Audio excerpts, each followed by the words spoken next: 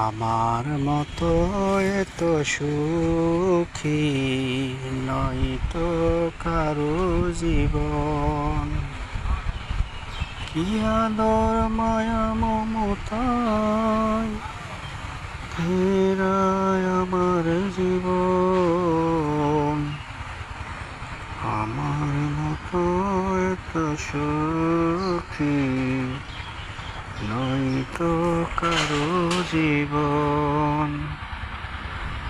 কি আদর স্নেহ মায়া ভরা গ্রামীণ জীবন, গ্রামীণ জীবন।